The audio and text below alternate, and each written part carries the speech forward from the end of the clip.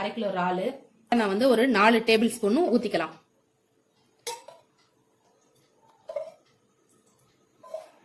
4 table spoon ஊற்றியாச்சு. வந்து pink colour நிறம் வர வரைக்கும் வதக்கணும். இந்த 2 பச்சை மிளகாயும் நம்ம இப்படி நெட்டு வாக்கில் கீறிட்டு இந்த வெங்காயத்தோட போட்டுக்கலாம். போட்டு நல்லா வதக்கலாம். கொஞ்சோண்டு அதுக்கு தேவையான அளவு, வெங்காயத்துக்கு தேவையான அளவு உப்பும் போட்டுக்கலாம். அந்த பாருங்க. இப்போ பாருங்க, இந்த வெங்காயம் வந்து நல்லா பிங்க் நிறத்தில் வந்துருச்சு. இப்போ 1 2 போட்டுட்டு நல்லா இதையும் வந்து கொஞ்சம் நேரம் வந்து அந்த பச்சை வாடை ஸ்மெல் போகிற வரைக்கும் நல்லா அப்படி வதக்கிக்கலாம். டேபிள் ஸ்பூன் மிளகாத்தூள் போட்டுக்கலாம். இதுக்கு கொஞ்சம் காரம் ஜாஸ்தி வேணுங்கிறவங்களும் கொஞ்சம் நீங்கள் சேர்த்து போட்டுக்கோங்க. எங்களுக்கு 1 ஸ்பூன் போதும், அதனால 1 ஸ்பூன் போட்டிருக்கேன். இப்போ அந்த 2 தக்காளி எடுத்து வச்சோம்ல, அதை நறுக்கி வச்சிருக்கேன், அதையும் போட்டுக்கலாம். அதையும் போட்டு நல்லா வதக்கிடலாம். வதக்கிட்டு இந்த 1 டீஸ்பூன் வந்து பட்டா கிராம்பு தூள் வச்சிருக்கேன் பார்த்தீங்களா, இந்த 1 டீஸ்பூனையும் அப்படியே போட்டுருவோம். போட்டு நல்லா இந்த தக்காளி கொஞ்சம் நல்லா வதங்குற வரைக்கும் நல்லா வதக்கிக்கலாம்.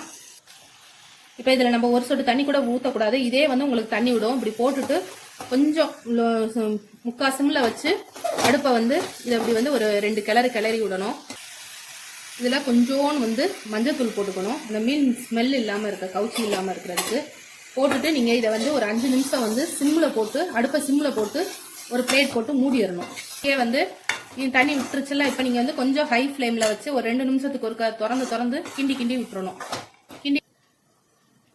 இப்போ பாருங்க, அது வந்து நல்லா தண்ணியெல்லாம் வந்து நல்லா வத்திருச்சு.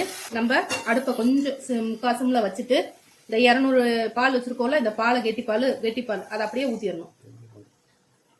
இது வந்து தேங்காய் பால் ஊற்றிட்டு இதை டக்குன்னு மூடி வச்சிங்கன்னா பொங்கி தட்டிடும். அதனால கொஞ்சம் அடுப்பை ஹையில் வச்சுட்டு ஒரு 2 செகண்ட் இது பண்ணணும். பண்ணிட்டு இது ஃபுல்லாக வந்து ட்ரை ஆகி உங்களுக்கு தனியாக இப்போ எண்ணெய் பிரிஞ்சு தேங்காய் பாலும் பிரிஞ்சு உங்களுக்கு வரும். அதுக்கப்புறம் பார்ப்போம். வந்து திருப்பி ஹை ஃப்ளேமில் வச்சு இதை வந்து மூடி போட்டுறணும். இப்போ பாருங்க, இந்த எண்ணெய் வந்து நல்லா இப்போ மேலே பிரிஞ்சு வந்துருச்சு பார்த்தீங்களா, போதும்.